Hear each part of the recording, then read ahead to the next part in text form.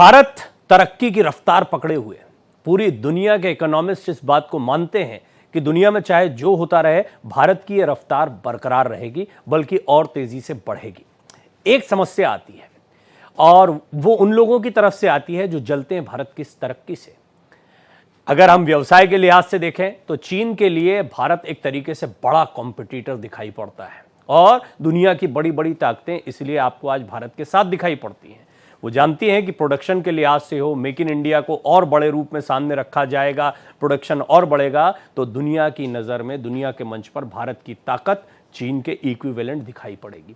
पाकिस्तान है, उसकी अपनी पुरानी चीज़ें चलती आ रही हैं, उनकी अपनी राजनीति में भी भारत के मुद्दे को उठाया जाता है। पाकिस्तान के लिए ले देकर भारत के खिलाफ बोलते रहना यही एक काम बचा ऐसा दिखाई पड़ता, जबकि उनके ज़मीनी हालात बड़े गड़बड़ हैं। और ये मिलकर जब आतंक को पालते पोसते हैं तो हमारे लिए समस्याएं बढ़ जाती हैं और ध्यान वहाँ लगाना पड़ता है, फंड्स वहाँ पर लगाने पड़ते हैं। इसका रुकना बहुत ज़रूरी है और इसको लेकर एस जयशंकर बड़े गंभीर दिखाई दिए। दो टूक उन्होंने चीन और पाकिस्तान को बात कही है। एससीओ के मंच पर भारत ने पाकिस्तान और चीन को लताड़ लगाई एक तरह से।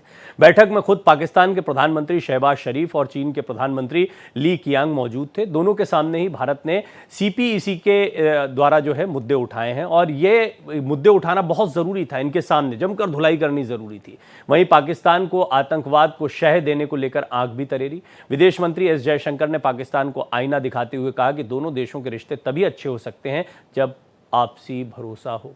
आतंकवाद और कट्टरता से बचना जरूरी है। पाकिस्तान को साफ साफ बता दिया, आतंकवाद पर लगाम नहीं लगी तो बात नहीं होगी। इस पर चर्चा करेंगे, लेकिन उससे पहले रिपोर्ट। इस्लामाबाद में एससीओ का मंच, भारत का पाक चीन को करारा पंच, सीपीईसी को लेकर लगाई लताड़, दुनिया में भारत की दहाड़, पाक चीन पर भारत लाल। 9 साल बाद पाकिस्तान की धरती पर भारतीय विदेश मंत्री एस जयशंकर पहुंचे। मौका था इस्लामाबाद में एससीओ की बैठक का, लेकिन इस मौके को भारत ने बेहतर तरीके से इस्तेमाल किया। भारत ने सीपीईसी को लेकर चीन और पाकिस्तान को लताड़ लगाई। पाकिस्तान और चीन के सीपीईसी प्रोजेक्ट के कारण भारतीय संप्रभुता के उल्लंघन को लेकर आंख तरेरी। खास बात है कि सीपीईसी प्रोजेक्ट को लेकर भारत हमेशा से ही कड़ा रुख अपनाता रहा है। चिंता ये है कि ये प्रोजेक्ट पाकिस्तान के कब्जे वाले कश्मीर से होकर गुजरती है। ये भारत का अभिन्न हिस्सा है और इसे चीन और पाकिस्तान नहीं मानते। बहरहाल भारत के कड़े एतराज से दुनिया में एक अहम संदेश गया है। वहीं पाकिस्तान भारत से बातचीत तो चाहता है, लेकिन आतंकवाद भी बदस्तूर जारी रखे हुए है। एस जयशंकर ने पाकिस्तान पर आंख तरेरी, साफ कहा आतंकवाद और व्यापार साथ साथ नहीं चल सकते।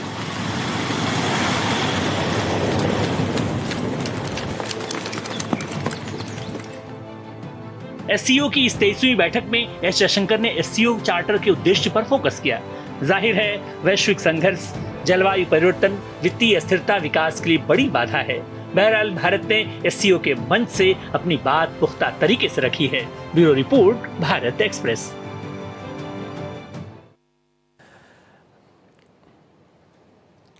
यहां देखिए, बेशक पाकिस्तान क्योंकि मेजबानी कर रहा था तो वहां जाना ही था और एस जयशंकर वहां पर गए, लेकिन भारत पाकिस्तान के मसलों पर कोई बातचीत नहीं है। फिर भी पाकिस्तान की ज़मीन पर जब आप कदम रखते हैं तो चर्चा का विषय बन जाता है। और फिर चर्चा में सबसे बड़ी बात यही है कि पड़ोसी मुल्कों के साथ में यदि संबंध और बेहतर होते हैं, ख़ासतौर पर तब जबकि पड़ोसी मुल्क ऐसे उत्पात कर रहा हो जिससे आपके लिए परेशानियां बढ़ती हों, वो रुकें, तो इससे हम अपनी ग्रोथ पर और ज़्यादा ध्यान दे सकते। और ये म्यूचुअल है, यानी उन लोगों के लिए भी ये बेहतर है।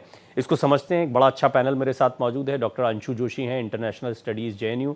ख्वाजा मतीन साहब हैं, वरिष्ठ पत्रकार हैं पाकिस्तान से। मेजर जनरल शशि अस्थाना साहब हैं, रक्षा विशेषज्ञ के तौर पर। आप सभी का मैं स्वागत करता हूं। और डॉक्टर अंशु, ये अच्छा है कि भारत का सवाल के ज़रिए जो है आपका एक लेक्चर जो है हमको भी मिल जाता है रोज़। तो शुरुआत आपसे ही करता हूं। ये यात्रा हुई, इसमें हालांकि एससीओ की बैठक थी, द्विपक्षीय वार्ता नहीं हुई, फिर भी ये एक थोड़ा सा ये एक राहत पहुंचाती। जब भी पाकिस्तान के साथ में बातचीत की कोई संभावना बनती तो ऐसा लगता है कि हाँ, इस चीज़ को आगे बढ़ना चाहिए, इस चीज़ को बेहतर होना चाहिए। और हम ये जानते हैं, यहाँ पर दो टूक कह भी दिया विदेश मंत्री ने कि आतंकवाद को रोके बिना कोई बातचीत नहीं हो सकती, कोई बात आगे नहीं बढ़ सकती। फिर भी उनका वहाँ पर जाना कैसे उम्मीदों को बढ़ाता, ओपनिंग कमेंट से शुरू करते हैं। अंशु जी। देखिए, गए तो हमारे जो विदेश मंत्री हैं वो एससीओ का समिट अटेंड करने के लिए गए हैं। भारत इसका एक प्रमुख देश है निश्चित तौर पर। और जब हम इस शंघाई कोऑपरेशन ऑर्गेनाइजेशन की ओर देखते हैं तो विश्व की अर्थव्यवस्था में और बढ़ती हुई जो विकासशील देश हैं उनके साथ इसका एक बड़ा योगदान भी है।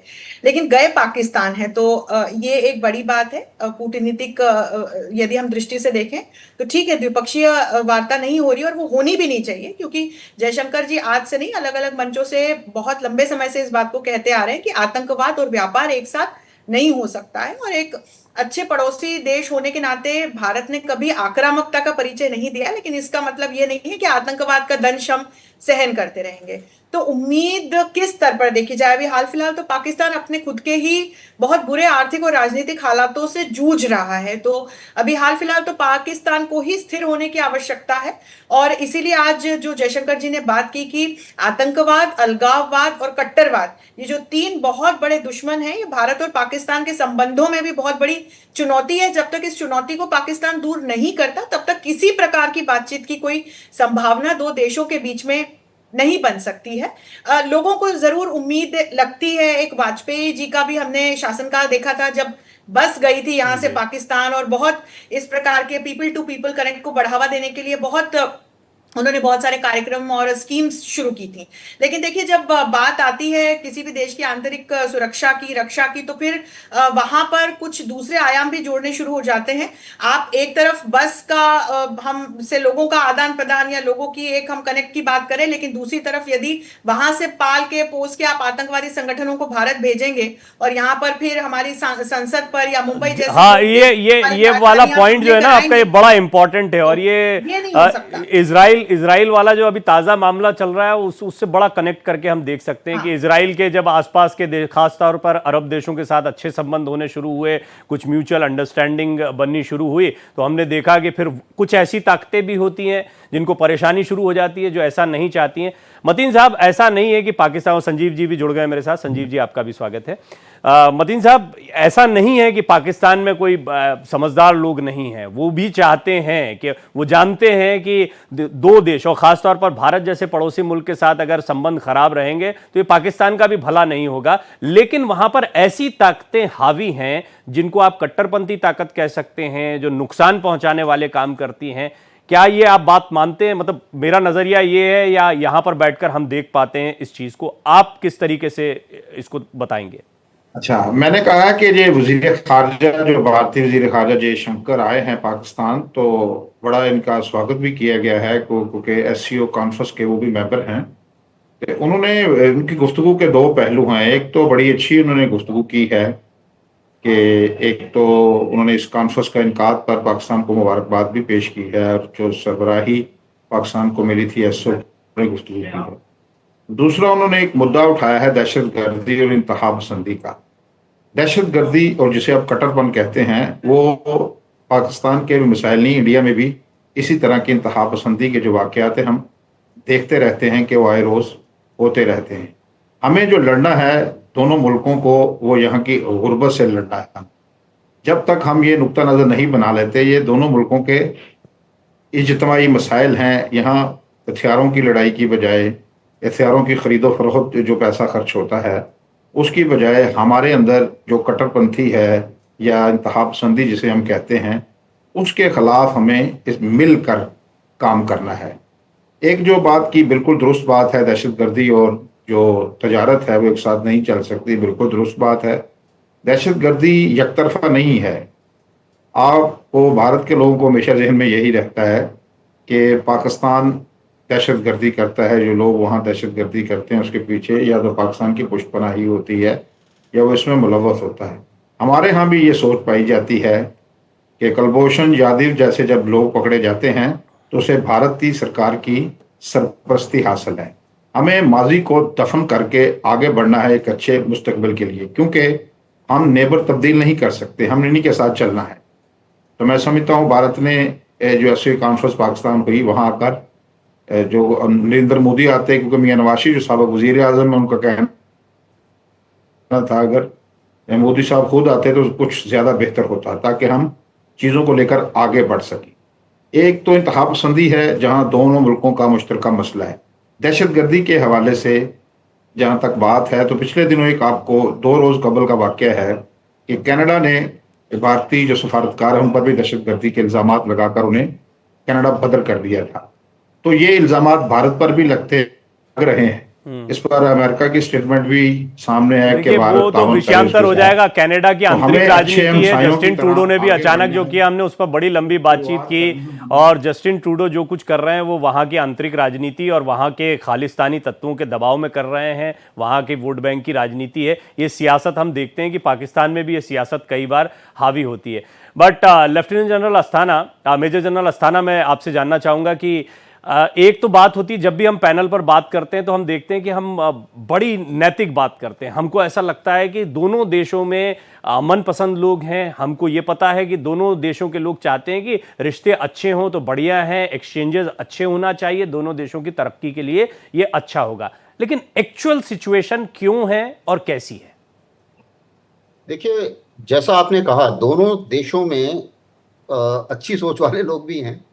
और पाकिस्तान को भी अगर आप देखें, जब इनके इलेक्शन हुए थे और जितने टेररिस्ट इलेक्शंस में खड़े हुए थे, कोई एक भी सीट नहीं जीता था। तो इसका मतलब ये है कि नॉर्मली जनता जो है वो टेररिस्ट को नहीं चाहती।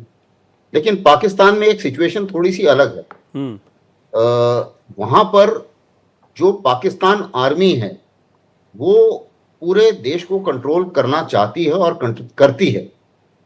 और उनका एक अलग इनसिक्योरिटी है। उनकी प्रॉब्लम क्या है कि अगर हिंदुस्तान के थ्रेट को निकाल दिया जाए तो उनका जो वर्चस्व है वो थोड़ा कम हो जाएगा, उन्हें ऐसा लगता है। और वो थ्रेट तब तक बरकरार रहेगा जब तक टेररिस्ट हिंदुस्तान में आते रहेंगे, हिंदुस्तान में कुछ ना कुछ ब्लड शेड होता रहे और हिंदुस्तान वार्निंग देता रहे।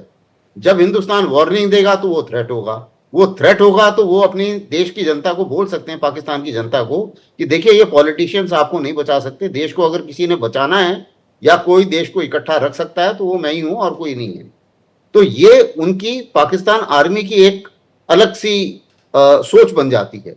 और इस सोच से देश उभर नहीं पा रहा है क्योंकि पॉलिटिशियंस इतने स्ट्रांग नहीं है। जो वहां पर डेमोक्रेसी है वो कभी भी जड़ नहीं पकड़ पाई। आज तक कोई भी प्राइम मिनिस्टर अपने 5 साल का टर्म पूरा नहीं कर पाया। तो ये फैक्ट्स हैं, इस फैक्ट्स को कोई बदल नहीं सकता और पूरा वर्ल्ड जानता है कि ये फैक्ट्स। अब सवाल ये है कि ये एक परवेज मुशर्रफ का स्टेटमेंट था कि वो इनको सामरिक तत्व मानते हैं। वो बोलते हैं ये हमारे स्ट्रेटेजिक एसेट्स हैं, टेररिस्ट जो हैं वो हमारे स्ट्रेटेजिक एसेट्स हैं। और ये चीज जो है वो मुशर्रफ से लेके आज तक वो ये चीज नहीं बदली है। पाकिस्तान आर्मी की सोच में ये बात नहीं बदली। और इस चीज का जो मुआवजा है वो पूरे पाकिस्तानियों को भी भुगतना पड़ रहा है। हमें तो जो परेशानी है सो है, लेकिन उससे आप देखिए ट्रेड बंद हो गया। आज जयशंकर साहब ने भी वही बताया और इसमें कोई नई बात नहीं है, भारत हमेशा से यही कहता आया है। और उनके खुद के कारण, खुद के देश में भी अगर आप देखें तो टीटीपी खिलाफ हो गई। क्योंकि ऐसा होता है कि जब आप टेररिस्ट पालते हैं, आपने तालिबान की पूरी मदद की है सोच के कि उस साइड तो हमारा राज हो गया तो बहुत अच्छी बात है। लेकिन जब टीटीपी ने पाकिस्तान आर्मी को ही मारना शुरू कर दिया तब रियलाइज हुआ कि अरे यार ये हमने क्या कर दिया और तालिबान को इतना स्ट्रांग क्यों बना दिया। अब टीटीपी ही परेशान कर रही है। उसी मुताबिक जैसे सीपीईसी की कहानी चल रही है। अब सीपीईसी में सबसे ज्यादा परेशान कौन है? बलूच लोग हैं। और बलूच लोग ही गिन गिन के मार रहे हैं, चाहे वो पाकिस्तान आर्मी हो चाहे वो चीनी हो। क्योंकि उन्हें लगता है कि भाई ये हमारे यहाँ से सारी जो नेचुरल रिसोर्सेज हैं ये ले जा रहे हैं, नौकरी इन्होंने हमें दी नहीं। जो कहा जा रहा था कि इतना ज्यादा हमारे लिए डेवलपमेंट होगा वो सब तो कुछ हुआ नहीं। तो इन सब चीजों को मद्देनजर रखते हुए ये एक इंडस्ट्री भी बन गई है। एक और मुसीबत क्या है कि ये इंडस्ट्री बन गई है और इस इंडस्ट्री में कुछ हमारी तरफ से भी लोग हैं जो सेपरेटिस्ट हैं, जो शामिल हैं। तब क्योंकि बिना पब्लिक सपोर्ट के ये चलती नहीं है इंडस्ट्री, और इस इंडस्ट्री में सभी कमाते हैं। तो अब जो लोग जिसको आदत पड़ गई इस इंडस्ट्री के, जो बड़े बड़े टेररिस्ट हैं, चाहे वो मौलाना मसूद अजहर हों चाहे वो और हों, इनको क्या है कि भाई इनकी अब इनकम बन गई है, इनका इनकम सोर्स है, इनकी एक पूरी इंडस्ट्री में और उसी का मेल मिलाप हो जाता है नारकोटिक इंडस्ट्री के साथ। तो फंडिंग भी है, इंडस्ट्री भी है, और इस इंडस्ट्री को कोई छोड़ना नहीं चाहता। तो ये कुछ हालात ऐसे हैं जिससे ये परेशानी चलती ही रहती है। जी मेजर जनरल अस्थाना, आप जब बोल रहे थे तो बिल्कुल अभी टोकने का मन नहीं कर रहा था, लेकिन एक छोटा सा ब्रेक लेना है, फिर संजीव जी के पास भी जाना है, उनसे भी बात करूंगा। लेकिन आपने बड़े मौके पर माकूल बात कही कि एक इंडस्ट्री के तौर पर ये देखने को मिल रहा है। दूसरा, आपने सेना के वर्चस्व की बात कही, ये बड़ी समस्या की बात है। कोई प्रधानमंत्री 5 साल पूरे नहीं कर पाया। मतीन साहब ने कुछ बातें रखी, निश्चित तौर पर पाकिस्तान के बड़े पत्रकार हैं तो वो उनका एक झुकाव हम समझ सकते हैं, वो जो बात रखेंगे वो अपने देश की तरफ से रखेंगे, लेकिन कुछ व्यवहारिक पहलू, कुछ तथ्यात्मक बातें हैं जिनसे इनकार नहीं किया जा सकते हैं। इस पर हम मैं चाहता हूं कि इसको कंटिन्यू किया जाए। संजीव जी आप थोड़ा सा जोड़ें, फिर मैं मतीन साहब के पास जाता हूं। संजीव जी मुझे ये बताएं कि इंटरडिपेंडेंसी दोनों देशों की, एक हम देखते हैं पॉलिटिकल बयानों के एक्सचेंजेस होते हैं, हम देखते हैं कि सोशल मीडिया पर पाकिस्तान के खिलाफ बोलो, उधर भारत के खिलाफ बोलो, ये सब चलता रहता है, ये एक अलग दुनिया है। लेकिन एक्चुअल इंटरडिपेंडेंसी के बारे में मुझे बताएं, दोनों देशों की कितनी कितनी, किस पर क्या है? देखिए, अगर पाकिस्तान के आप अवाम की स्थिति देखें प्रवीण जी, तो ये वो बेहद दयनीय स्थिति में है। गुर्बत तो है ही, साथ ही साथ जो वहां पर जो आतंकवादी हमले पाकिस्तान के अंदर इतने ज्यादा बढ़ गए हैं, असुरक्षा इतनी ज्यादा बढ़ गई है, और उसकी वजह से वहां की जो जनता के ऊपर भी अनेक तरीके की दुश्वारियां दिखाई देती हैं। पाकिस्तान आर्थिक रूप से कंगाली की कगार पे खड़ा है। हर वर्ष उसे इंटरनेशनल मॉनेटरी फंड में कर्ज लेने जाना पड़ता है। अन्य अपने कुछ एक दो मित्रों तथा कथित जो उसके मित्र हैं उसके साथ अनुनय विनय करना पड़ता है, तब जाकर के वो इकोनॉमी किसी तरह से चल रही है। राजनीतिक रूप से देखें तो पाकिस्तान पूरी तरह से अस्थिर है, क्योंकि जो पाकिस्तान के जो रियल रूलर्स हैं, जिनको मैं वास्तविक शासक कहता हूँ, वहाँ की आर्मी और ISI, उसने वहां पे जमहूरियत की जड़ों को, लोकतंत्र की जड़ों को कभी मजबूत होने नहीं दिया।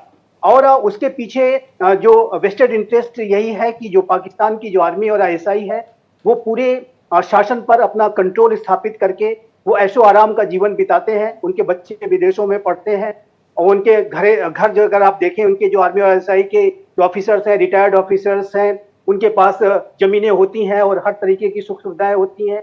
दुबई में, लंदन में, अमेरिका में उनके अपने अपने बड़े बड़े घर हैं, मौजूद हैं, और बड़ा पैसा जो करप्शन का है उनके पास रहता है। आयशा सिद्दीका ने तो एक बुक ही लिख डाली है, द मिलिट्री इंक। उसमें उन्होंने पूरी पाकिस्तान की आर्मी और ISI किस तरीके से वहां के आर्थिक तंत्र पे भी वो अपना कंट्रोल करती है, उसको उन्होंने उसमें उजागर किया है अपनी पुस्तक में।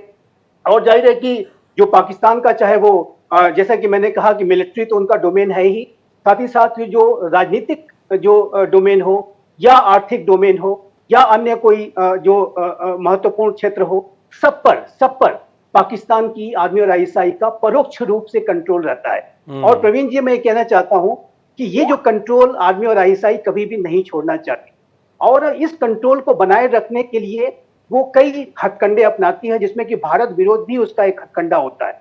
जब कभी भी वहां की आर्मी और ISI को लगता है कि उसके खिलाफ किसी तरीके का असंतोष जनता में हो सकता है और कोई इमरान खान जैसा एक लीडर सामने आ सकता है, तो वो जाहिर है कि क्रैक डाउन तो करते ही करते हैं। साथ ही साथ वो भारत का भय दिखाते हैं कि भारत के फ्रंट पे आतंक की जो साजिशें रच करके वो पूरा जो अटेंशन है जो पाकिस्तान की जनता का, वो वहां के मूल मुद्दों से भारत की तरफ डाइवर्ट करते हैं। तो एक ये जो पाकिस्तान के हुक्मरानों की ये जो टैक्टिक्स रही है, वो शुरू से ही वो करते रहे हैं।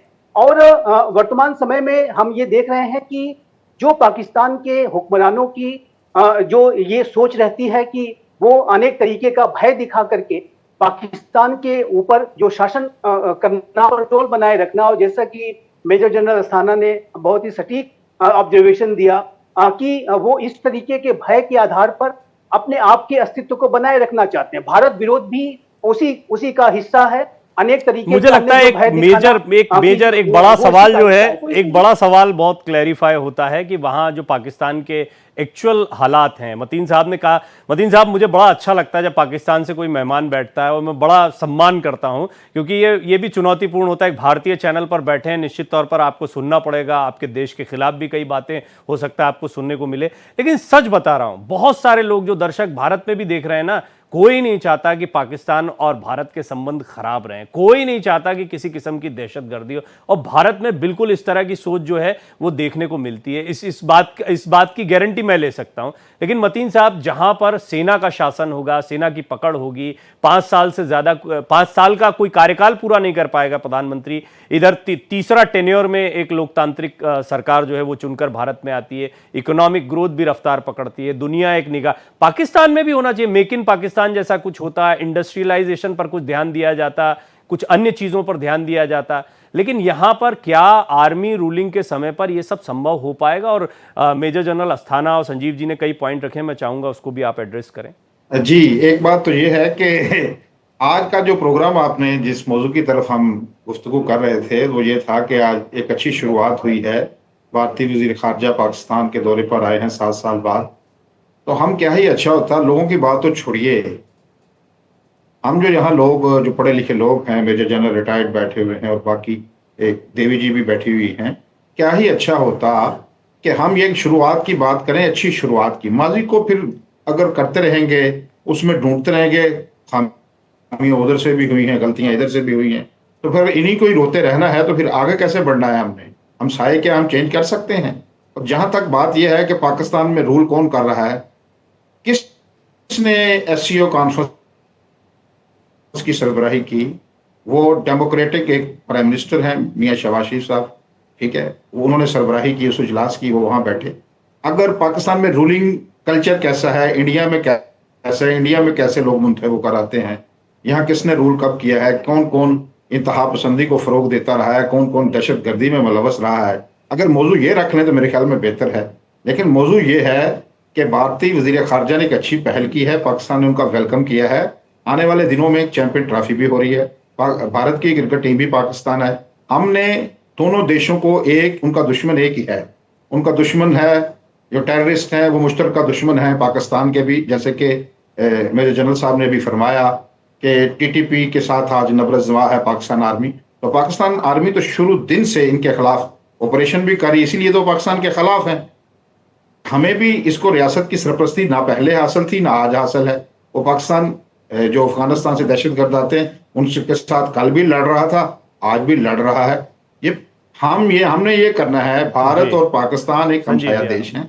क्या ही अच्छा हो कि इस मीडिया के मंच पर हम इस बात को फरोग दें, जैसे कि आपने खुद फरमाया है कि जो भारत के अक्सरियती लोग हैं और पाकिस्तान के अक्सरियती लोग हैं वो अमन चाहते हैं। तो फिर हम जब इस मंच पर बैठ के भी अमन की बात नहीं करेंगे, अगर हम माजी की गलतियां और उनको याद दिलाते रहेंगे एक दूसरे को, मैं समझता हूं कि पॉजिटिव थिंकिंग भी कुछ चीज है जमाने में।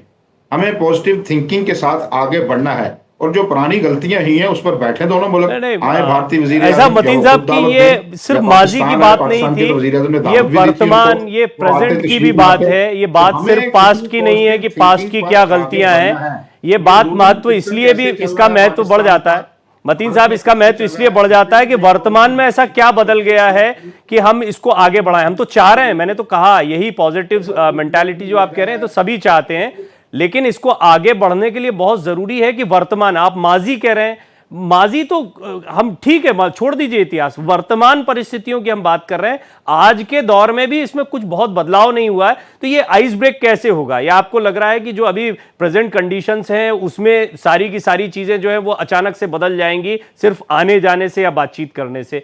एग्जैक्टली संजीव जी भी कुछ जोड़ना चाह रहे थे, फिर मैं आपका इस पर कॉमेंट लेता हूं, डॉक्टर अंशु के पास भी जाऊंगा। जी संजीव जी, आप कुछ कहना चाह रहे थे?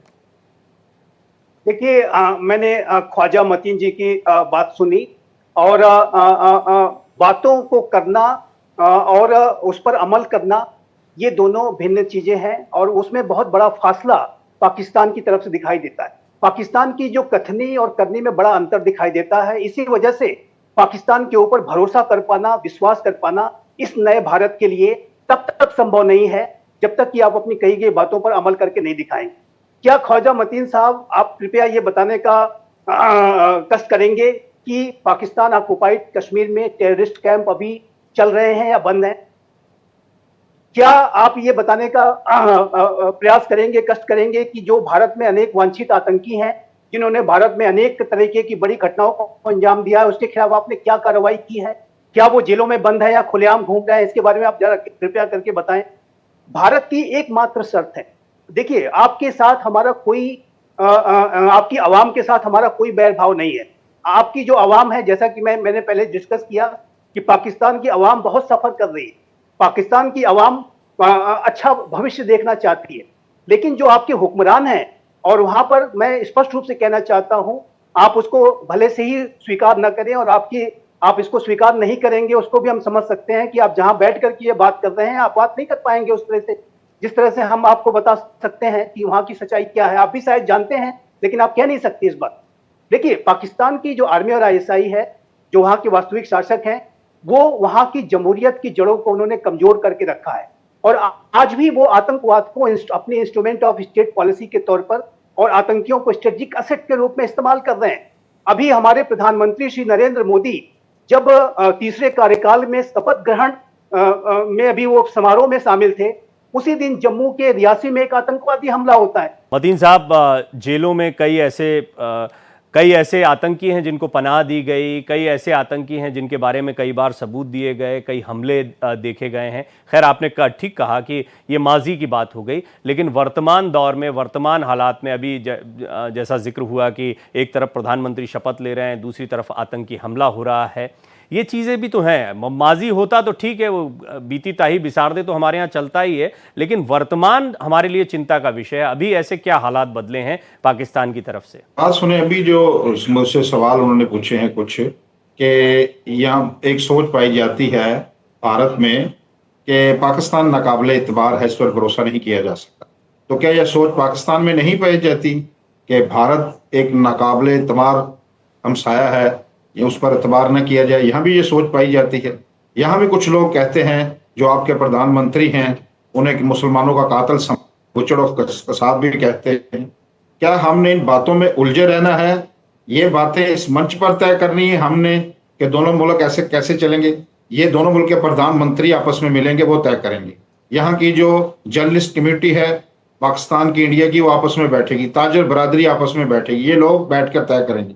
हमने यहाँ ये माहौल बनाना है, ये बात करनी है कि बिल्कुल वो लोग बड़े कम हैं जो दहशतगर्दी पे, टेररिस्ट पे, उन पे बिलीव करते हैं। यहाँ लोग ज्यादा, भारत में भी और पाकिस्तान में भी, अमन पसंद लोग हैं। वो इसको, अमन की आशा को आगे लेकर चलना चाहते हैं।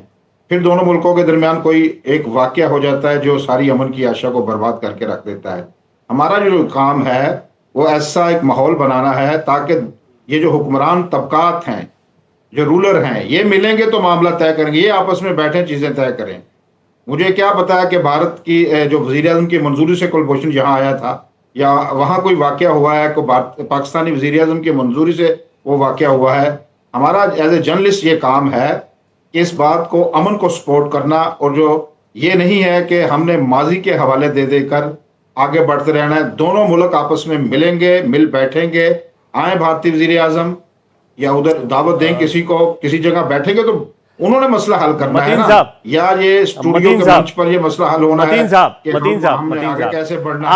आप मतलब बढ़ने के लिए एक पत्रकार हैं आप, एक वरिष्ठ पत्रकार हैं आप पाकिस्तान ने भी। मतीन साहब, एक तरफ मतीन साहब आपने ज़हनियत की बात कही, आपने लोगों की सोच की बात कही, दूसरी तरफ आपने कहा इस मंच पर बात करके क्या होगा। इस मंच पर ही तो बात करके वो जो लोग सुनते हैं ना, वो सिर्फ सोशल मीडिया ना सुने, वो ख्वाजा मतीन को भी सुने, वो डॉक्टर अंशु जोशी को भी सुने, संजीव श्रीवास्तव को भी सुने, मेजर जनरल अस्थाना को भी सुने। आप इसको अनुपयोगी कैसे मान सकते हैं? आप कैसे कह सकते हैं कि ये चर्चा जो, यही तो महत्वपूर्ण है, इसी पर विष उगलिए, अभी इसी पर विष उगलिए, तो यही सबसे बड़ी चिंता का विषय बन जाता है कि अरे मीडिया बड़ी खतरनाक ताकत है उसके हाथ में, अगर ये चाहे तो इसका नकारात्मक इस्तेमाल हो। अगर सकारात्मक बात है, आपने नैतिक कई बातें, मैं आपने कहा कि इस पैनल पर चर्चा करके क्या होगा, प्रधानमंत्रियों को मिलना चाहिए। भाई, वहां पर विदेश मंत्री जाकर कह रहे हैं कि बातचीत तब तक नहीं हो सकती जब तक कि आतंकवाद का मसला नहीं सुलझता। ये बार बार कहा जा रहा है। आप ख्वाजा मतीन साहब, एक बार आप ये कहते कि पाकिस्तान की तरफ से ये पहल की जाएगी, या ठीक है चलिए आप अपने प्रधानमंत्री के हवाले से कुछ जानकारी दे दीजिए जो हमारे पास नहीं है, कि पाकिस्तान सरकार आतंकवाद पर रोक लगाने के लिए ये कदम उठा रही है। इसके इख्तियार में या आपके इख्तियार में है? मैं कह रहा हूं पत्रकार के तौर पर बता दीजिए मतीन साहब, ये सरफेशियल बातें हो जाएंगी। मैं कह रहा हूं आपके अख्तियार में खबर देना तो है, आप बता दीजिए पाकिस्तान क्या प्रयास कर रहा है। आपके अख्तियार में खबर देना तो है जी। प्रवीण जी, क्या मैं कुछ कहूं? हाँ, डॉक्टर अंशु भी कुछ कहना चाह रही हैं, लेकिन संजीव जी आप एक क्रिस्प कमेंट दीजिए तब तक। देखिए ख्वाजा मतीन साहब जो हैं वो कह तो रहे हैं कि बीती ताही बिसार दे आगे की सुन ले, जैसा कि हम कहते हैं, लेकिन उनको कुलदीप यादव अभी भी याद हैं, इनको गुजरात के दंगे अभी भी दिखाई दे रहे हैं। तो आप तो स्वयं आपकी जो अभी वर्तमान समय में जो सोच है उसमें तो आप पुरानी बातों में ही उलझे हुए हैं, तो आगे की तो आप भी नहीं सोच रहे हैं आगे। और दूसरा ये, जब कभी भी भारत ने अनएस्पेक्टिवली, एक मिनट मेरी अपनी बात कंप्लीट कर लें। बोलिए संजीव जी, बोलिए। जब कभी भी भारत ने अच्छे इनिशिएटिव लिए, प्राइम मिनिस्टर वाजपेयी ने एक लाहौर बस यात्रा की थी, बहुत ही बड़े उम्मीदों के साथ, आपकी जो अमन की आशा की जो आपने बात कही है, उसी अमन की आशा के साथ वहां लाहौर गए थे। लेकिन आपकी तरफ से क्या मिला हमें? कारगिल की इतनी बड़ी साजिश मिली। भारत के प्रधानमंत्री श्री नरेंद्र मोदी जो एक विदेश यात्रा पर कहीं गए हुए थे, उनके अंदर भी ये आया कि जरूर एक पाकिस्तान को एक मौका देना चाहिए, और वो नवाज शरीफ के घर गए, और उसके एक हफ्ते बाद हमें क्या मिला? पठानकोट। उसके बाद भी लगातार जो आपका जो इतिहास रहा है उसी से आपके ऊपर एतमाद नहीं होता है। आपका जो इतिहास ये रहा है कि एक तरफ तो आप अमन की आशा की बात करते हैं और पीछे खंजर भी चला देते हैं। तो ये जो खंजर चलाने का काम अब कब बंद करेंगे ये आप बता दीजिए। ठीक है, अब इसमें तो यही देख लीजिए ना संजीव जी, अब ये बात सही है मती, हम लोग इस पे पैनल पे क्या डिस्कस करें। वहां के नेताओं को हम देख रहे हैं, उनकी हालत देख रहे हैं, पहले हमने नवाज शरीफ साहब की भी देखी, अभी इमरान खान की भी देख रहे हैं। तो वो स्थितियां तो है पाकिस्तान में, और ये किसकी वजह से है? उन्होंने तो कह दिया मतीन साहब ने तो बड़े इत्मीनान से, एक नैतिक बात, अच्छी बात भी है कि देखिए एक लोकतांत्रिक सरकार ने एससीओ का आयोजन किया, लेकिन किसके साये में करते हैं और किसके साये में इमरान खान वहां पर हैं, क्यों परेशान है, कौन सरकार चला रहा है, इस पर उनके लिए भी बहुत कुछ कहना मुमकिन नहीं हो पाएगा। खैर, पॉजिटिव नोट पर मतीन साहब की बात पर मेरी सहमति कि हम थोड़ा पॉजिटिव नोट पर रहते हैं। डॉक्टर अंशु, आप कुछ कहना भी चाह रही हैं? हाँ, मैं बिल्कुल पॉजिटिव नोट पर ही बात रखना चाह रही हूँ। और जब हम अमन की आशा की बात करते हैं तो ये जितने भी आतंकवादी संगठन हैं, जैश ए मोहम्मद है, लश्कर तैयबा है, लश्कर ओमर है, हरकतुल मुजाहिदीन है, और फिर इसके अलावा तहरीक तालिबान है, हिजबुल मुजाहिदीन है, अलकायदा तो है ही है, ये सब जो हैं ये पाकिस्तान में बैठे हुए हैं। अच्छा, फिर जब अमन की आशा की बात करती हूँ तो मुझे मुंबई ब्लास्ट याद आते हैं। उसका जो सबसे कुख्यात आरोपी है वो पाकिस्तान में बैठे हुए हैं। फिर अगर हम देखें तो हमारी संसद पर हमला हुआ, मुंबई पर हमला हुआ, पुलवामा अटैक हुआ। तो जब अमन की आशा की बात करते हैं तो ये सारा जो इसके जितने मास्टरमाइंड्स हैं वो पाकिस्तान में बैठे हुए हैं। तो फिर मतीन साहब अपने यहाँ के जो भी जितने भी सत्ता चलाने वाले लोग हैं उनसे बात करें और उनके हवाले से कम ये एक कुछ बात रखें कि इनमें से आधों को भी यदि खत्म किया जाए, या जो भारत के लिस्टेड टेररिस्ट हैं कम से कम उसमें से 50% भी भारत को दे दिए जाएं, तो फिर कहीं ना कहीं वो अमन की आशा की फिर उम्मीद बनती है। वरना हाल फिलहाल तो हालत यह है कि हम देखते हैं कि अफगानिस्तान में जब तालिबान तलवार की नोक पर शासन पर कब्जा करता है तो वहां पर आईएसआई बैठी हुई दिखाई पड़ती है हमको। फिर हम देखते हैं कि चीन के साथ मिलकर के पाकिस्तान किस प्रकार के षड्यंत्र भारत के इर्द गिर्द निरंतर रचता ही आ रहा है। अच्छा, एक और कूटनीतिक मुद्दा है, ये तो हो गई सीधी सीधी बात आतंकवाद से जुड़ी हुई। बार बार कश्मीर का राग पाकिस्तान क्यों जाकर के अंतरराष्ट्रीय मंचों से लेकर के अलग अलग जो मिनीलेटरल्स है वहां अलापता रहता है। अभी एससीओ के मंच से भी बात की है, जबकि इस पर हम एक लंबी चर्चा कर चुके हैं कि जब हम नियम कानून की दृष्टि से भी देखते हैं, यूएनएससी रेजोल्यूशन की दृष्टि से भी देखते हैं, तो हमें पता चलता है कि पाकिस्तान एकदम पिक एंड ड्रॉप करता है कि जो काम का एक पॉइंट है उसको उठा करके शोर शराबा मचाना है।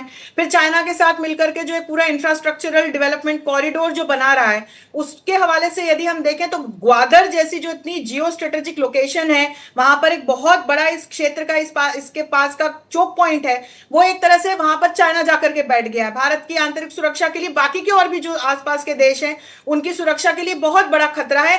इसके साथ साथ साथ वहां मानवाधिकार के भी उल्लंघन हो रहे हैं, बलोच लोग वहां किस तरह से परेशान हो रहे हैं सभी जानते हैं।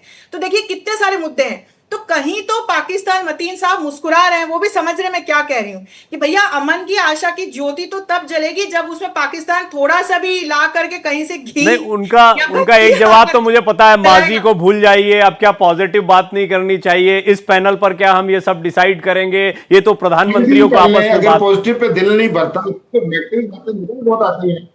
मैं कहता हूं एज ए जर्नलिस्ट जो आपको बात कर पॉजिटिव थिंकिंग में करें, ठीक है। अगर नेगेटिव करनी है तो हमें भी नेगेटिव बहुत बातें आती हैं, हमने इसी माशरे का मुझे तो हिस्सा इससे ज्यादा है। ये पॉजिटिव ग्वादर की कुछ नहीं बात की, लगता देवी कि जी ने परेशानी को अभी, सामने ये रखा पाकिस्तान जाए, भारत बीमारी को से सामने, लौटे के जब पहले कहीं कहेगा, बीमारी है, वहाँ कहीं एक मर्ज है, तो मतीन चाहिए, साहब, बंदर उस लोग मर्ज बनेगी को कि सामने नहीं, रखना कोई ये निगेटिविटी कहाँ नहीं बैठ होती के कि बातें अरे होनी है? दर्द दिखा रहे हैं आप, इस मंच कोई बीमार है, किसी हम को तो बहुत तकलीफ प्यार है, से वो कह अगर रहे हैं बोले इस बात को। कि मैं अपना दर्द दिखा रहा हूं, तो वो दर्द दिखाना नेगेटिविटी नहीं होती है, वो समस्या के समाधान की तरफ एक कदम बढ़ाना होता है कि भाई अगर आपको परेशानी पता लग गई, एक कदम उठा दिया जाए पाकिस्तान की तरफ से, आप देखिएगा क्या दिल खोलकर भारत इसका स्वागत करेगा। कोई एक आतंकी इधर भेज दिया जाए, किसी आतंकी के खिलाफ कार्रवाई कर दी जाए, आप देखिएगा बातचीत की राह कैसे आसान होती है, देखिएगा कैसे प्रधानमंत्री दौड़े दौड़े मुलाकात करते हैं। कोई एक कदम तो बढ़ाइए। मेजर जनरल अस्थाना, मैं चाहूंगा कि थोड़ा सा, एक तो नैतिक बातें होती हैं कि हम नैतिक मीठी मीठी बातें कर लें, वो ठीक है और होना भी चाहिए, अच्छा लगता। मैंने शुरुआत में ही कहा मतीन साहब बैठे, मुझे बड़ी खुशी होती है पाकिस्तान से कोई मेहमान बैठता है, लेकिन ये एक बहुत ही ऐसा लगता है कि ऊपरी दिखावा है ये दोस्ती की बातें करना, मैत्री की बातें करना। व्यवहारिक रूप से क्या आपको लगता है कभी हालात सुधर सकते हैं, और अगर सुधर सकते हैं तो उसके लिए क्या स्थितियां कहां पर कैसी होनी चाहिए? देखिए, मैं यूनाइटेड नेशंस में भी नौकरी कर चुका हूं और पाकिस्तान के कई ऑफिसर्स के साथ भी नौकरी कर चुका हूं। तो मुझे वहाँ के हालात डायरेक्टली इस हिसाब से भी कुछ हद तक एक इल्म है कि क्या वहाँ पर हो रहा है और क्या वहाँ पर होता है। और ये भी मेरे विचार से कोई इसमें कहने की बात नहीं है कि जो भी पाकिस्तान की तरफ से, चाहे वो जर्नलिस्ट ही हो, जब आके बात करेगा तो हर चीज़ वो नहीं बोल सकता, और इस चीज़ को हमें समझना भी पड़ेगा कि हाँ भाई उनकी भी कुछ मजबूरियां हैं जो उन्हें जिस किस्म से चीज़ें पेश करनी है। अब जहाँ तक आगे बढ़ने का सवाल, सबसे पहली रिक्वायरमेंट तो यही है कि जो कश्मीर का मसला है, ये अब इन सबको मान जाना चाहिए कि भाई भारत ने जो कुछ भी किया है, चाहे वो जैसे आर्टिकल 370 है, वो मिट गया, वो मिट गया, अभी उसका कुछ नहीं हो सकता। आप जितना मर्जी हल्ला करो, पूरी विश्व में जितना मर्जी जो मर्जी कर लो, कुछ नहीं होने वाला। तो कुछ रियलिटीज जो चेंज हो रही हैं वो चेंज हो गई हैं। और जितनी भी अब जैसे कश्मीर का, अगर आप जैसे कि मेरे को पैनलिस्ट ने भी बोला था कि आप यूएनएससी का सेलेक्टिव मामला क्यों उठाते हैं, क्योंकि यूएनएससी का जो रेजोल्यूशन है, अगर आप उसकी बात करें तो उसकी फर्स्ट रिक्वायरमेंट तो ये है कि पाकिस्तान पूरा का पूरा पीओके गिलगिट बाल्टिस्तान खाली कर दे। ये रिक्वायरमेंट नंबर 1 है उस रेजोल्यूशन की। अब उसकी तरफ तो कोई बात ही नहीं कर रहा। और उसी रेजोल्यूशन के मुताबिक मैं आपको थोड़ा सा इसका एक बैकग्राउंड भी दे दूं सीपीसी के बारे में। एक बार, मैं डायरेक्टर हूं United service institute of India, जो कि ओल्डेस्ट थिंक टैंक है इंडिया का। उसके अंदर एक बार चीन के राजदूत, उस समय ये बातचीत थी कि चीन की पोजीशन ये थी, उस समय सीपीसी बनी नहीं थी। चीन की उस समय पोजीशन ये थी कि भैया ये आप लोगों का आपस का मामला है, इसमें मेरा कोई लेना देना नहीं है। जब ये भारत पाकिस्तान का मामला सॉल्व हो जाएगा तो जो भी बनेगी वो मैं उसी से बात करूंगा जिसके पास जमीन है। आज जमीन पाकिस्तान के पास है, तो मैं पाकिस्तान से बात कर रहा हूं। तो उसने बोला कि भाई मैं तो ये चाह रहा हूं कि भाई ये हमारी पोजीशन है और इसका नाम जो है वो China Pakistan India economic corridor होना चाहिए, ऐसे करके उन्होंने एक बार बोला। उसके 15 मिनट के बाद जो हल्ला हुआ, पहले पाकिस्तानियों ने हल्ला करा, उसके बाद में जो चीन का फॉरेन मिनिस्ट्री से एकदम मैसेज आया कि नहीं, इनको जो राजदूत हैं इन्हें कुछ नहीं मालूम, उन्होंने जो बोल दिया वो उससे हम तकल्लुफ नहीं रखते, या उससे हम इत्तेफाक नहीं रखते जी, इत्तेफाक नहीं रखते। तो कहने की बात यह है कि ये सब जो सीपीसी है सामरिक है।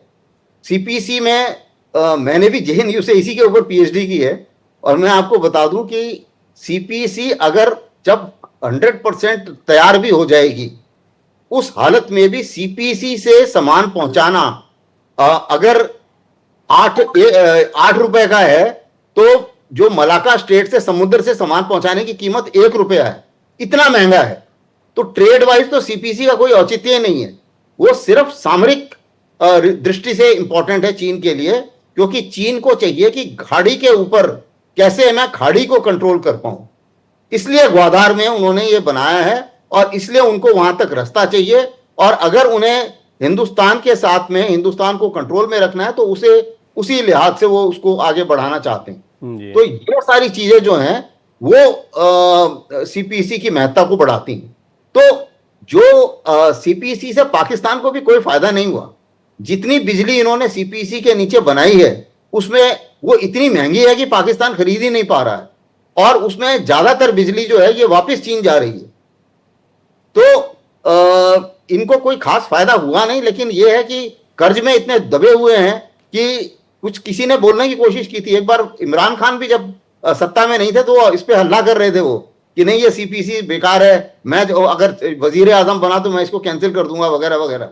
लेकिन उसके बाद जब वो वजीर आजम बने और उनको जब एक धमकी मिली उनके जनरलों से जो कि इंचार्ज है सीपीसी के, आपको ये मालूम होगा कि सीपीसी का जो डायरेक्टर जनरल है वो एक आर्मी का जनरल होता है।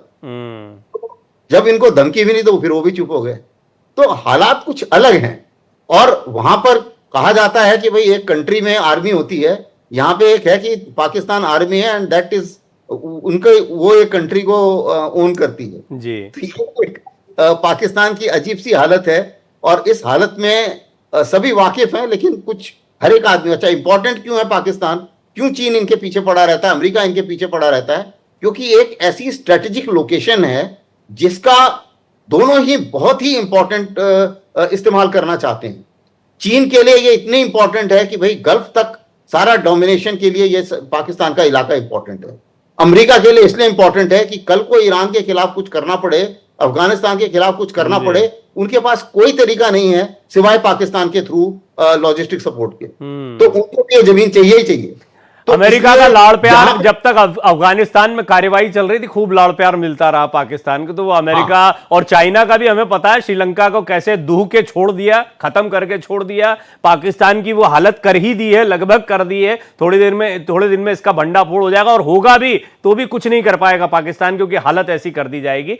बट संजीव जी, एक चीज मैं ये जानना चाह रहा हूं कि अल्टीमेटली कोई तो एक दिशा में बढ़ना पड़ेगा, या स्टेटस को भारत अपनी गति से आगे बढ़ता जा रहा है, कश्मीर का मुद्दा बना हुआ है, बना रहे जब तक जैसे चल रहा है वही चलता रहे, पाकिस्तान के अपने हालात हैं उनकी स्थिति पे छोड़ा जाए, कुछ एक ऐसी तस्वीर दिखती है, या आपको लगता है कि आने वाले समय में कुछ बदलाव हो सकते हैं? देखिए, पाकिस्तान के जो आंतरिक जो हालात हैं और जो के आधार पर जो फ्यूचर के अगर सिनारियोज की मैं बात करूं तो वो बहुत ही अंधकारमय दिखाई देता है। पाकिस्तान मेरे असेसमेंट के मुताबिक अगर इसी तरीके से रहा तो वो कई भागों में विभाजित हो सकता है, और फिर भारत को ये सोचना पड़ेगा कि जब वो विखंडन उसका होगा तो फिर उस समय जो एक रिफ्यूजी इन्फ्लक्स होगा उसको कैसे हम डील करेंगे। इस तरीके की सारी स्थितियों को हमें सोचना पड़ेगा। साथ ही साथ मैं ये भी कहना चाहता हूँ कि जिस तरीके से चाइना पाकिस्तान पर अपना एक कब्जा स्थापित करता जा रहा है, वहां पर वो अपने इंजीनियर्स को, वर्कर्स को बसा रहा है, और जाहिर है कि जब पाकिस्तान कर्ज के पैसे नहीं चुका पाएगा तो अपनी सेना को भी भेजेगा। तो हमें पाकिस्तान को तो वेस्टर्न फ्रंट पर डील करना ही है। साथ ही साथ फ्यूचर के अगर सिनारियोज की बात करूं तो मुझे लगता है कि हमें वेस्टर्न फ्रंट पर चाइना को भी डील करने के लिए अपने आप को तैयार रखना होगा। पाकिस्तान के आंतरिक हालात बहुत ही खराब है, और पाकिस्तान के पास एटॉमिक वेपन्स भी हैं, और जाहिर है कि उसकी वजह से अगर पाकिस्तान में अस्थिरता बनती है तो ये पूरे विश्व के लिए, भारत के लिए तो चिंता का विषय होगा, पूरे विश्व के लिए चिंता का विषय होगा। तो ऐसे सारे जो सिनारियोज को ध्यान में रखते हुए भारत को अपनी तैयारियों को पूरा रखना होगा कि यदि ऐसी कोई स्थिति बनती है तो हम उस ऐसे में कैसे डील करेंगे, क्योंकि तब अंतर्राष्ट्रीय दबाव भी भारत के ऊपर बहुत आएगा कि आपका पड़ोसी डूब रहा है, आप उसको बचा लो, इत्यादि इत्यादि। तो ऐसी सिचुएशन में भारत को अपने आप को तैयार रखना होगा। लेकिन जहां तक भारत का जो अप्रोच पाकिस्तान के प्रति है, तो प्रवीण जी मैं इसको रीएम्फसाइज करना चाहूंगा कि ये जो भारत है ये बदला हुआ भारत है, ये नया भारत है, ये प्राइम मिनिस्टर मोदी के नेतृत्व का भारत है, ये आतंकवाद के प्रति जीरो टॉलरेंस के अप्रोच पर चलने वाला भारत है। ये जो नया भारत है अब आतंकवाद को कभी भी बर्दाश्त नहीं करेगा, और आतंकवाद के विरुद्ध कड़ी से कड़ी कार्रवाई करके दिखाएगा। मेरा ऐसा मानना है कि भारत का का जो लक्ष्य है प्राइम मिनिस्टर मोदी ने सेट कर दिया है। हमें विकसित भारत बनने की तरफ बढ़ना है और उसके लिए भारत तेज गति से कदम आने वाले समय में, आने वाले वर्षों दशकों में बढ़ाने जा रहा है, ये स्पष्ट रूप से दिखता है। पाकिस्तान के ऊपर हमारी वॉच रहेगी, बहुत ही पैनी नजर रहेगी। और जैसा कि मैंने कहा कि पाकिस्तान की जो एसेट्स हैं, न्यूक्लियर एसेट्स, और उसके अलावा जो वहाँ के आंतरिक स्थितियों में अगर ज्यादा दिक्कतें आती हैं तो भारत को कैसे डील करना है उसके लिए तैयार रहना हो। लेकिन भारत का जो वर्तमान फोकस है वो अपने स्वयं के कॉम्प्रहेंसिव नेशनल पावर को विकसित करने का है, विकसित भारत को बनाना। अब एक क्लोजिंग कमेंट की तरफ बढ़ते हैं। मतीन साहब मुझे बताएं, चलिए एक पॉजिटिव अप्रोच क्या होना चाहिए इन फ्यूचर। एक बातचीत की बात आपने कही है, पाकिस्तान क्या क्या इनिशिएटिव ले सकता है जो आपको लगता है कि बातचीत को थोड़ा एनकरेज करें? अच्छा, पहले थोड़ा सा मैं रिस्पॉन्ड कर दूं जो मेरे दोस्त पहले गुफ्तगू कर रहे थे कि पाकिस्तान के हालात बड़े खराब हैं और जो एटमी हथियार हैं वो भी बड़े, उनको भी बड़ा खौफ है इस बात का कि वो किसी के हत्थे ना चढ़ जाए। तो जयशंकर साहब वापस आ जाएं तो उनसे आप मिलिएगा जरूर, उनसे पूछिएगा कि आपको इस्लामाबाद कैसा लगा। उन्होंने आज वीडियो भी एक शेयर की है सुबह सुबह इस्लामाबाद में, वॉक भी की है। ये जो आपको कोई बताता है ना, ये जो गलतफहमियां, जो नेगेटिव प्रोपेगेंडा के तहत आपको बिल्कुल पाकिस्तान के हालात बहुत अच्छे हैं, बहुत ठीक हैं, आप अपने देश की उनकी खबर लीजिए। और दूसरी पॉजिटिव जो बात आपने पूछी है मुझसे वो ये है कि ये फैसला हम जो रायनामा बनाने वाले जर्नलिस्ट हैं, हमने ये करना है कि जब ये दोनों ममालिक के सरबराहान हों या जो भी हुक्मरान हैं जो जिनका असर रसूख है, वो आपस में बैठे, मिल बैठे, एक नई शुरुआत करें। एक तो बाहमी तजारत है, वफूद के तबादले जैसे जयशंकर आए हैं, एक बड़ा पॉजिटिव पैगाम गया है दुनिया भर के। इंटरनेशनल मीडिया को आप देखें तो उन्होंने बड़ा अच्छा गुड जेस्चर दिया है कि जो भारत के वजीर खारजा हैं, फॉरेन मिनिस्टर हैं, उन्होंने पाकिस्तान जाकर बड़ा अच्छा इक़दाम किया है। इसी तरह ये दोनों मुल्कों के जो फैसला कुन कुव्वतें हैं, इन्होंने आपस में मिल बैठना है तो बात आगे बढ़नी है। अगर नहीं भी बढ़ेगी तो स्टेटस को तो चल ही रहा है जैसे पहले चल रहा है। जब तक दोनों ममालिक के हुक्मरान आपस में मिल बैठ नहीं बैठेंगे, मतीन साहब मेरा प्रश्न ये तो आपने बोल ही दिया है, तो मैंने खुद ही सवाल में भी ये बात रख दी थी ताकि ये रिपीट ना हो, इसलिए मैंने सवाल में बात रख दी। मैं जानना ये चाह रहा हूं कि ये मुलाकातें हो के लिए क्या इनिशिएटिव लिया जा सकता है, ये मुलाकात हो के लिए कैसे पाकिस्तान एनकरेज कर सकता है, ये जानना चाह रहा हूं मैं आपसे। मीडिया जो है वो अपना रोल प्ले करे, कहे कि जो पाक भारत के जो लोग हैं इनकी अक्सरियत लोग अमन चाहते हैं, तो हम अमन के ख्वाहिशमंद हैं। मीडिया ही इस तरह आग लगा देता है कि फला हो गया, ये हो गया, पुरानी बातों को बार बार उछाला जा रहा है, यहां भी उछाली जाती है। मैं ये बात सिर्फ भारतीय मीडिया के लिए नहीं कह रहा, पाकिस्तानी मीडिया के लिए ये बात मैं कह रहा हूं कि हमें सबको मिलकर आगे चलना है और बढ़ना है। मैं तो 100 बार कहता हूं अभी, अमन होना चाहिए, अमन होना चाहिए, भारत पाकिस्तान में दोस्ती होनी चाहिए, दोस्ती होनी चाहिए, दोस्ती होनी चाहिए। 100 नहीं 1000 बार मैं इसका जाप कर देता हूं। और मीडिया में सब चाहते हैं, कोई युद्ध नहीं चाहता, कोई आतंकवाद नहीं चाहता, या कोई पसंद नहीं कि कोई पबजी का गेम चल रहा है वो देखना चाहता है कोई यहां पर बैठकर। हर आदमी चाहता है आतंक खत्म होना चाहिए। खैर, व्यवहारिक पहलू की बात थी। फाइनल टिप्पणी डॉक्टर अंशु, आप बहुत क्रिस्प चाहूंगा क्योंकि शो को खत्म करने का मौका है। बिल्कुल, हाल फिलहाल देखिए मीडिया के हवाले से ही अभी जो सुर्खियां हैं वो ये नहीं है कि भारत पाकिस्तान के कोई पॉजिटिव डायरेक्शन में कदम बढ़ रहे हैं। सुर्खियां जयशंकर जी के हवाले से ये रही हैं कि वो एससीओ के समिट में शिरकत करने पाकिस्तान गए हैं, द्विपक्षीय वार्ता उन्होंने वहां पाकिस्तान के साथ नहीं की है। एक तो ये समझने की बात है। दूसरा, जब तक पाकिस्तान, ये नया भारत है, जब तक, और जब हम ग्लोबल वर्ल्ड ऑर्डर की दृष्टि से भी देखते हैं तो इस नए भारत की शक्ति भी एक नए प्रकार की, पाकिस्तान अपनी स्थिति मतीन साहब भी बहुत अच्छे से जानते हैं।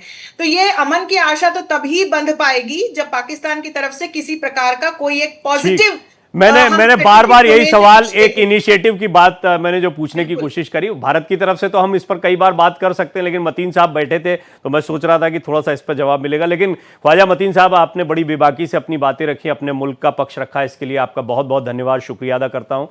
डॉक्टर अंशु आपका धन्यवाद, संजीव जी आपका धन्यवाद, मेजर जनरल अस्थाना आपका धन्यवाद।